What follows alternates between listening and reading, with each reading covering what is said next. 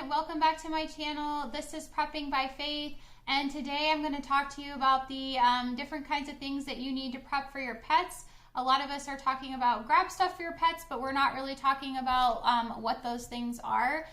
So for time's sake, I'm going to just focus on dogs because I have a dog.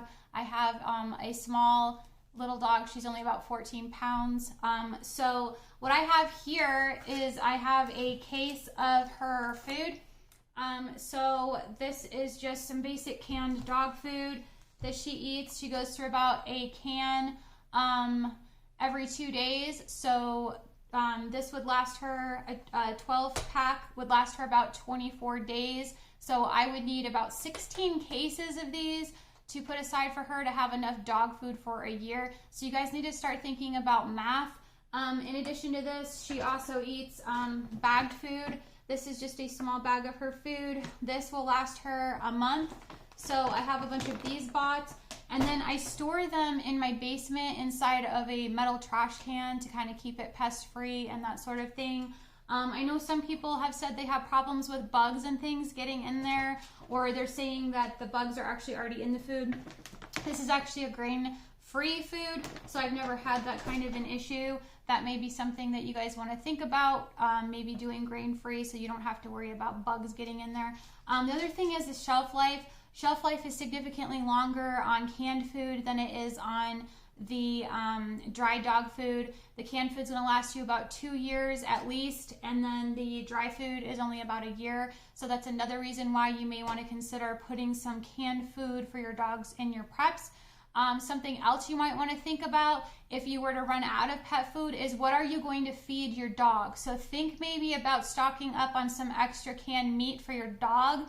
And obviously rice, you can mix the canned meat in the rice, and then maybe some sort of a vegetable or something that you could add in there. The other thing, now that we're done with food, I'm going to move on. I'm going to talk about some of these other stuff that I have here. You want some pet shampoo for your dog. If your dog has problems with their ears, you want to make sure that you're stocking up on ear cleaners. You want to have an extra leash on hand for your dog and an extra collar, at least an extra collar and one extra leash, because if something were to happen to your main leash, you would have no way of holding on to your dog, or if a collar broke in an SHTF, you would need a spare collar. I have several put back for her. You also want to stock up on some pet toothpaste for your animal.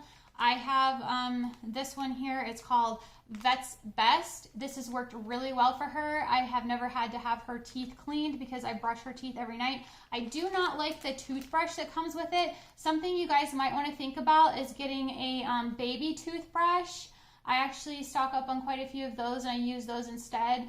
I think it's a lot easier to get in her mouth with that than the way these toothbrushes are designed. They're not ideal in my opinion. Something else I have over here, I have a nail grinder. So I have this, I have a spare one put up just in case it were to get EMP'd or something like that, or it were to just stop working on me. You want to be able to trim their toenails. I know a lot of us take our dogs in to get groomed and they do that for you, but you need to learn how to do these things for yourself. So you want to have a good nail grinder, especially if you're not comfortable with nail clippers. I do have a set of nail clippers. Also, I don't prefer these. I'd rather just grind her nails down. She has black nails, so I have to be able to see that quick, and this helps me do that. So I've always taken care of her nails. Then you want to also have pet grooming supplies. You're not going to be able to get your dog groomed if you are in an SHTF situation. So you want to have some pet clippers. I have these here. I got this on Amazon for really cheap. I think it was only maybe $20 or $30. It comes with some scissors as well. And this is just something that I get from, I think I got this from Petco. And this is just a really tiny little clipper so that you can get in between those foot pads where that extra hair gets in there. I'm not comfortable using scissors around her feet, so I stocked up on a bunch of these. These are only $10. They may have gone up in price since I purchased them, but they're fairly cheap. They run on a little battery that lasts quite a while, and I think this is something you guys should have in your preps. I also have here some styptic powder just in case I were to nick her nail and make her bleed, you want to immediately put that nail in something like this. If you don't have this, you can use cornstarch. That's something else you can do. You want to have plenty of brushes, different types of brushes I have here to take care of her. This one is really good at getting out the mats. This is just one that I use on her longer hair and her ears. And then this is a pet shedding tool, so you can get way down deep inside of her coat and pull up all that loose hair. I also have a comb, but I rarely ever use this, so it's just kind of here just in case it's something that you may want for your pet. I also wanted to talk about covering their feet.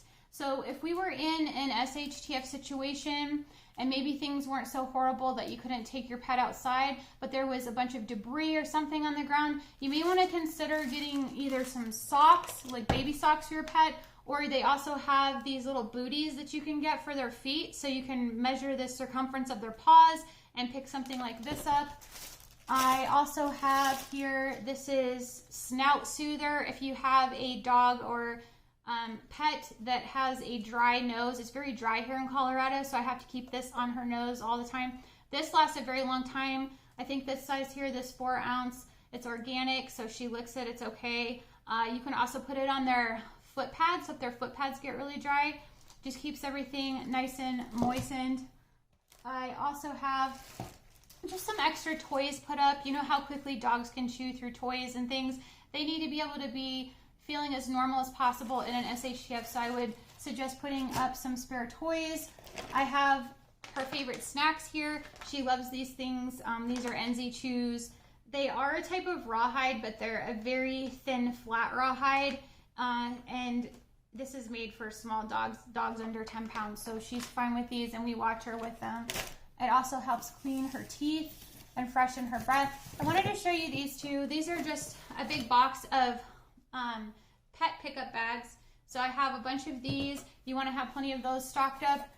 Something else you could use in the place of those, if you didn't and you forgot to stock up on those, would be if you guys keep a bunch of your Walmart bags or any of your grocery bags, you could use those. Just make sure you don't get one with a hole in it.